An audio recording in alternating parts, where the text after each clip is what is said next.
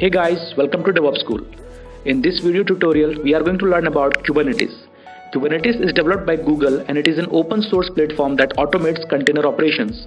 It eliminates many of the manual processes involved in deploying and scaling containerized applications. After going through this tutorial, I promise you that the concept and understanding of the Kubernetes will be absolutely clear to you. But before that, let me ask you a few things. Are you dreaming of a career with higher pay and more responsibilities? Or are you ready to take your skills to the next level this year? Then start investing in DevOps School certification level courses which will help you to emerge skills for a wide range of entry level roles and as well as higher potential future positions. But with thousands of courses online and in classroom worldwide, finding the right one for your career goals can be difficult. You can consider our courses like Agile Developer, Agile QA, DevOps Certified Professionals, Site Reliability Engineering, DevSecOps, and Masters in DevOps Engineering, where you will have access to well-structured, easy-to-follow course content that has been developed and will be delivered by industry professionals. You can join on our training programs globally through online platforms, and if you are looking for classroom workshops, then we have regular sessions available in Bangalore, Hyderabad, Chennai, Delhi NCR, Mumbai, and Rajesh, just to put in my perspective, for me, saying that what is this relation between the Solomon who invented the Docker, right, and Google, right? How are they related each other? Have they taken from that principles and started on this one, or they both are independently developed? How is the process? So Docker, that's what the question was. Docker will help you to manage a container, but unfortunately, that technology you cannot use in the production because of the certain limitation which I already discussed. So to solve that problem, Kubernetes has come. That's the reason I have been telling you, change your mindset. Production. How can you run container in the production? And the problems which we are facing, I discuss in the why part actually. If you remember. So is it indirectly, are we saying, even whatever you mentioned, just to on the first slide, right, Rajesh, I'm saying is even the Google internally might be using a Docker architecture. That's where we are able to take out the container and we are able to use this Docker here using Kubernetes. Uh, Google is definitely using container, but if it is a Docker container or some other Docker is not a only one tool for creating a container. There are Okay. many container network interface like CryoD, Containerd, and more than 10 are available. Rocket. Which Mhm. container technology Docker is using, I may not be able to tell you now. In fact, you Okay. need to read it to be honest. But I don't know whether it's available in the public domain or not. But yes, Understood. they are running on the container, but which technology, which tool they are using, or whether they have some proprietary tool, I don't know. But when we say Understood. Borg and Omega, they manage the entire infrastructure Mhm. on which they are running different sort of applications at the scale, and something similar this tool also can do, Kubernetes. Yes, got it. Thanks. Yeah, more questions, guys? Any questions? If you feel, because there's a one way you get your answer also, and I get little bit of break also because I got little bit exhausted talking continuously. So you can ask any questions if you have.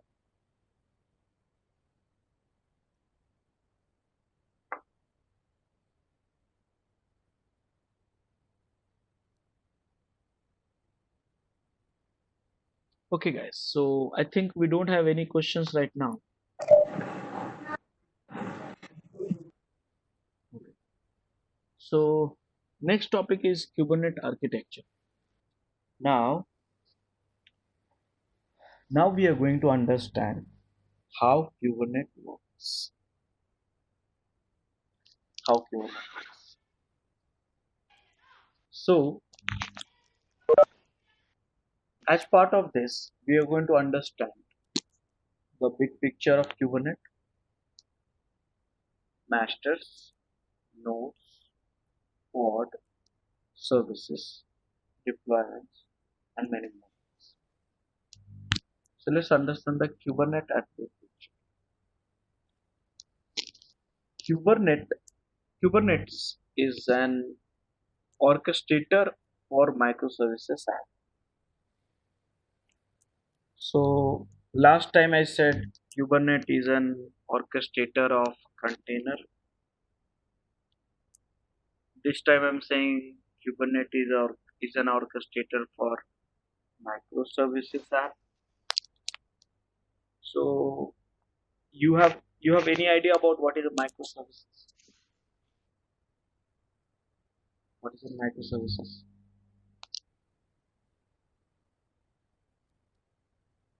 Something that is running inside container. No. Anyone else? Microservice is an app that performs only a specific function. Correct.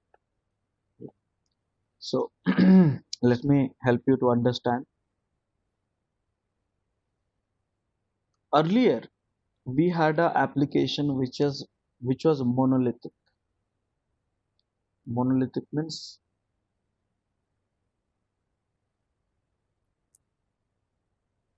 this is a product, and in this we had hundreds of services. I mean features. Sorry, I will draw only 4-5 feature only.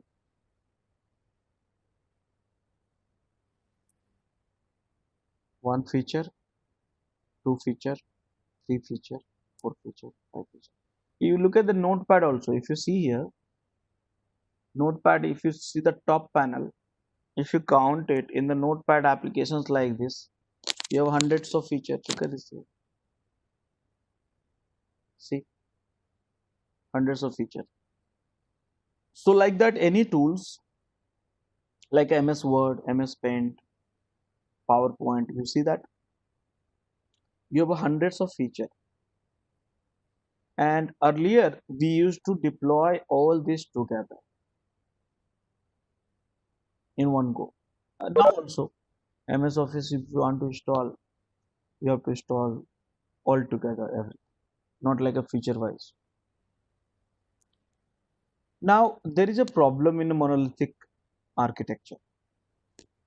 The problem is, if you do the coding in the one feature, because it's so tightly coupled with each other, you have to build everything together, integrate everything together, test everything together, deploy and test everything together, and then put it in the production. So that duration was like so long, like a month, year, 2 weeks in the Agile framework. So all this stuff. So it used to take lots of time. But with the time, the popularity has grown for the application which is based on the internet. So in the internet based application, you need a immediate release, immediate everything. The release should happen immediately. So many things has brought into this picture to do the immediate release. People started talking about CI/CD, this, that, and all. DevOps. Many things has come up. DevSecOps. Many things has come up. But one thing is done at the architecture level also. And earlier, the product architecture was based on the monolithic. Then they moved to the SOA. SOA means service oriented architecture. And after that, they started moving to the service oriented architecture, means this one. This one. Web service, app service, database service. This is a SOA. To microservices. So what they did microservices, let's say simple. I have only for the drawing purpose, I have only 5 feature. And this 5 feature is worked by 100 people. It's a monolithic, it's one package. So what they decided, we will decouple it, disintegrate it, each feature. Again I'm telling you, each feature.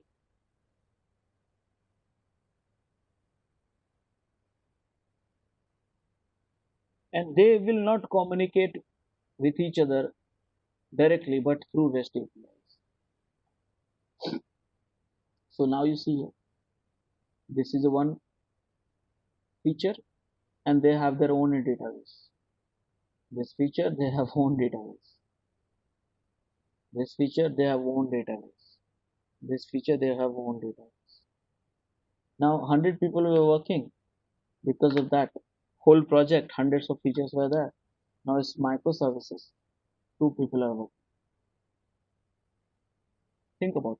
2 people, 3 people, 1 people, also, 3 people, 2 people, like this. So you have hundreds of services, so let's say 50 services. Each of these you got a 2 people. These 2 people have to do the analysis also, planning also, coding also, testing also, deployment. This is called stick developer. Stick developer means the person who can do everything without any external dependencies. Now code size also got reduced drastically. Earlier we had a thousands of files. Now you hardly have a 6 file, 7 file, 10 file, 20 file, like that. Very small source code. Build time also reduced from 1 hour to, let's say, 2 minutes, 1 minute, 2 minutes. Now here release also can be done independently. Here this guy is 1.1, this guy on 3.5, this guy on 6.6, 9 to whatever. So because of this architecture, microservices architecture, now the delivery has become very fast and integration time has been reduced drastically. So if there is a only changes here, only this guy will bother. This all other people will still enjoy that. So the growth, the development growth has become very tremendous. That means anyone can develop the feature without impacting other people. So now the question is, microservices architecture has lots of advantages. That's good, but it has a drawback also. Now the question is, what is the drawback? Any drawbacks you see in this? Yeah, how we will ensure the impact to the other microservices if I do. Yeah, got the point. So in this architecture, you will have like that. You will be having hundreds of microservices. That means hundreds of endpoint. Now the question is, which microservice? Think about it in the mind. Visualize this. Everything is all about the visualize. Earlier we had only 3 services. See here, I explained you. Thankfully I explained you because someone said you don't know. So here you have only 3: web server to app server to database server. 3 load balancer needed. Everything is done. Very simple. But it used to take lots of time for development, months and months and months. But here, team size got reduced, code size got reduced, development cycle got reduced, productivity got increased. So many things has brought it, but there is one complexity also has come. Who will manage these many services? How do we make sure which service will talk to which one? How we control the authentication, like this service should be authenticated before using it, and all this stuff like that. So many complexity has come. Let me tell you guys, microservice is a big topic. So many things are there. Okay, so many things are there in microservices. So right now I am not teaching you, but just understand that complexity. And these complexity will be resolved by Kubernetes as well. Yes. So Kubernetes is an orchestrator for microservices apps also. That means this guy can manage all of your services. Orchestrate. Okay, orchestrate. So I hope this slide you understood. Can I move on?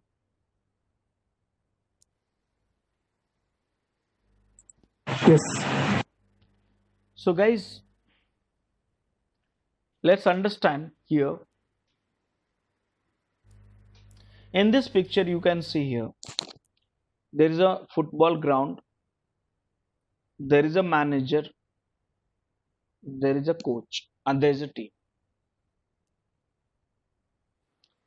Now, each team, I mean, you have 11 player or 12 player, whatever it is in the soccer game. What do you think? What is the goal of each player in this game?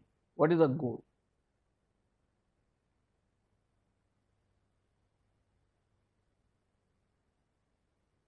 What is it? To help team win. Soccer team, football team. What is the objective of each team player?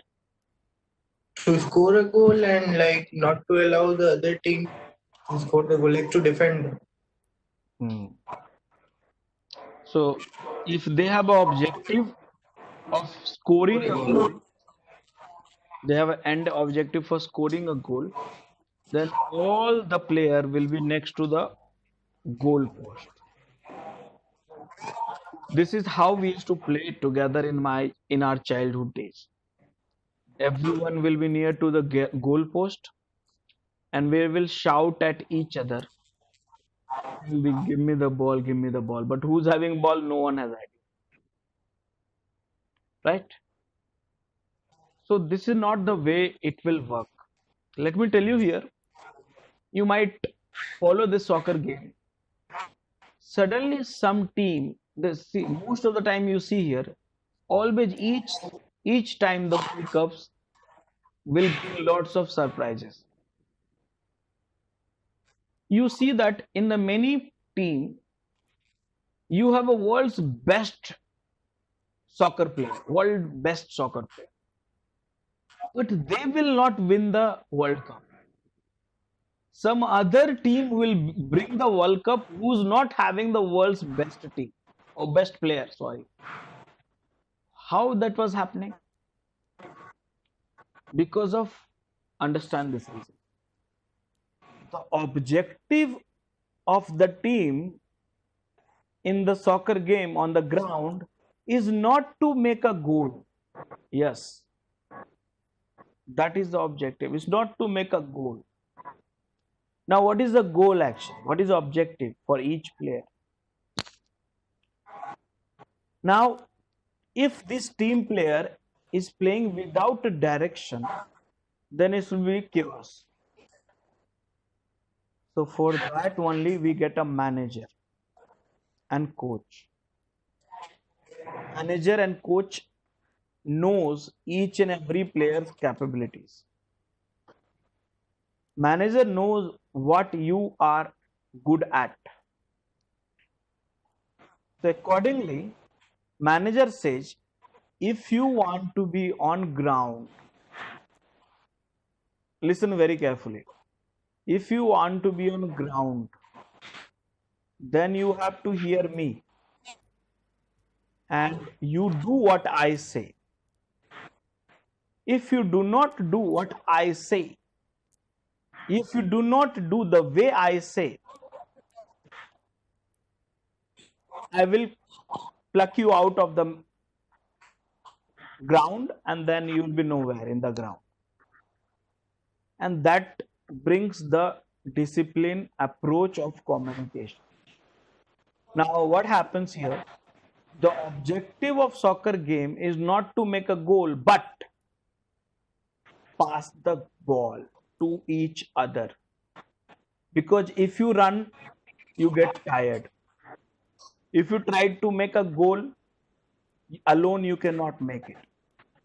But if you keep passing a ball, that means if you keep coordinating the ball is a kind of request, remember, request response. If you keep passing the ball, automatically the job will be done. Guys, there's some lot of background noise is coming. Yeah, there's some noise coming from Nishant, I guess. Yeah. Nishant, please mute yourself. Nishant, are you there?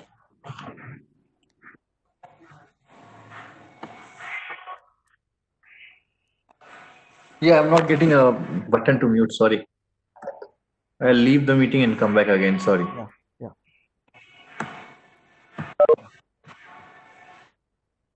Yeah. So here, yeah. So here I was talking about. So here the goal is not to make a objective is not to make a goal. Coordinate well. Those team who coordinate well will win. And there is a one or two guys at the strike range. So if they receive the ball at a time, they'll make a goal. So this is the objective. So who's making it all this happen? Good manager, good coach, because they coordinate well and they tell you who will talk to which one. You can't talk to everyone. I will control you.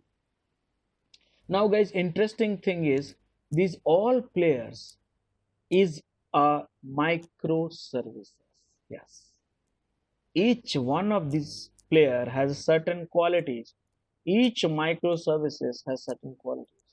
Now these microservices will be there in my cluster running, but who will talk to which one? Who will control? Kubernetes. Some of these microservices can do HTTPS, search, auth, database, KB store, log, load balancer, and many more. It can be anyone. Now, who controls it? Kubernetes. Look at this. Kubernetes say you need to talk to this, you need to talk to that. You only can talk to this, you can only talk to that. See that? It's all the request and response communication controlled by Kubernetes. This is interesting. See here. HTTPS specifically. Behavior is same for HTTPS, but running in the different node of the cluster. And that's a magic done by Kubernetes. So I said Kubernetes is an orchestrator of microservices. That means in your cluster, you may be running multiple microservices, but across the multiple nodes, but behavior will be same and controlled by Kubernetes. So that's the reason we call it Kubernetes is an orchestrator of microservices. With that, guys, this is the architecture of Microsoft in the Kubernetes. In the Kubernetes, we have a Kubernetes cluster. In the Kubernetes cluster, you have master. You may have a multiple master, because if the one master, remember manager, coach, if one manager is not well, your team will not play properly. So you need to have a backup manager, backup coach. So here in the Kubernetes cluster, you have a master. You may have a multiple master also, but master control what? Master control node. And who control master? There is a package which is coming from outside. That package is been written by human being. So basically, every magic is done by Kubernetes. What you need to do? You just need to write one small package, very easy to deploy and get going. So guys, this is a Kubernetes architecture. Master node deployment package. Master who's doing who's in charge, and a node who's doing the work.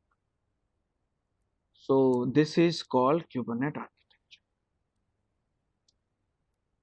Look at this very carefully. Node has one icon which is a pod. Now the question is, what is a pod? I don't know. We will come to know little bit later. But I see that inside a pod you have a container which we know very well. Container which we know very well. Pod we do not know. So what is a pod? We'll come to know, we'll discuss about later, but for time being we got to know. As part of the Kubernetes architecture, we have a Kubernetes cluster. In a cluster, we have a master and a node. Master is in charge. Node who's really doing the work. And node has a pod and pod has a container. This we know for time being. With that, let's know what is master. The master in a Kubernetes cluster. Let's discuss about this guy. What is master? So guys, masters we also call the Kubernetes control plane. Yes, we may also call Kubernetes control. So let's understand about the master. Master is in Linux, different version of Linux. Master manages the node. Node also can be in a different version of Linux. Now in 2020, node can be in Windows also, but master cannot be in Windows. But we are not discussing about those stuff now. So master is Linux, node is Linux 64-bit. Master manages the multiple node. Master has 4 important components. Very important. Master has 4 important components. Master can be multiple also for HA, high availability of the master. Because of master controls everything. So this should be HA, highly available. Master manages the nodes. Nodes has a pod. Pod has a container. Pod has 1 container. Pod has 2 containers. That means node will have a pod. Pod will have a container. Inside a pod, you can have as many containers you want. With that, master has a 4 important components. Now let's discuss about the components of master. First and most important component what we have in master is called API server. Understand? And API server. Please read this, each line of it. This is the first component of master, API server. Please read this, I will explain it to you.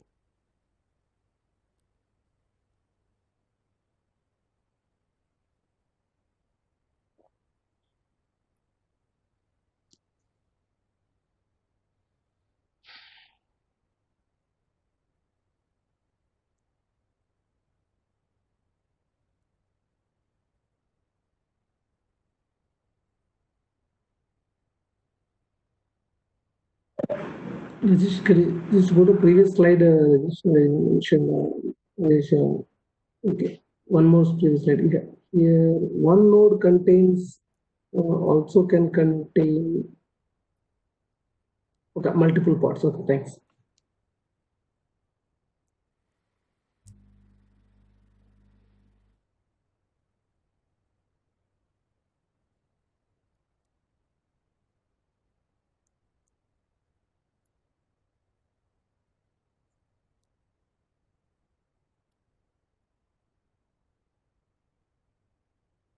Thanks for watching. To watch our complete session, enroll for our premium membership. Click onto the join button and enroll yourself with the best suited option. Please be kind enough to like it, and you can comment any of your doubts and queries. We will reply to them at the earliest. Want to study further? Subscribe to our paid membership to get a deep dive into each and every topic. Do look out for more videos in our playlist and subscribe to our DevOps School channel and hit the bell icon to learn more. Keep learning.